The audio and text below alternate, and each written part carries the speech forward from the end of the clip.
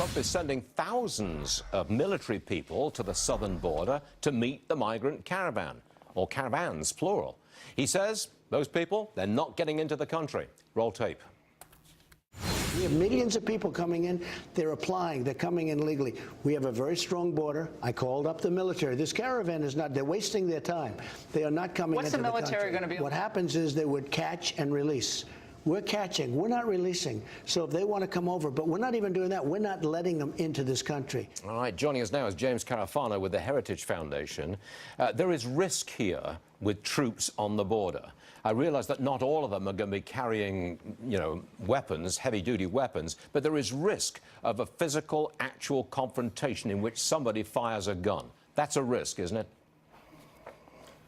Well, people throw rocks and fire guns at the border every day. The border can be a not safe place, and there's already been violence in the caravan where the Mexican police have had confrontations with the members of the caravan. I think there have been reports of deaths as well.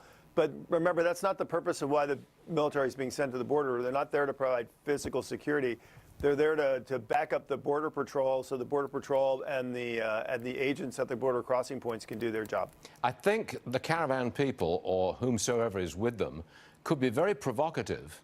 It might not just be throwing a few rocks. I mean, you could get gunfire, and that would be very provocative indeed. I mean, how do you feel about the use of troops on the border?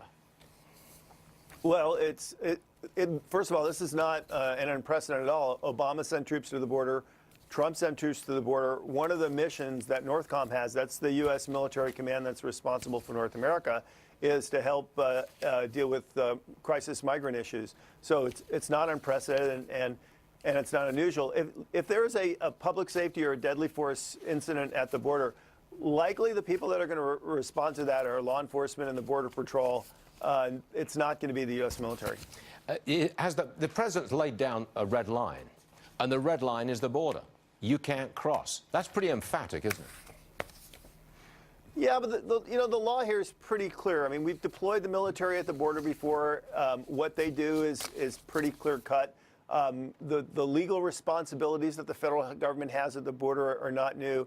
So, I mean, there's a lot of attention on this, and a lot of the rhetoric's very loose. But in terms of, and of course, it's not business as usual because it's an extraordinary number of people that could potentially show up.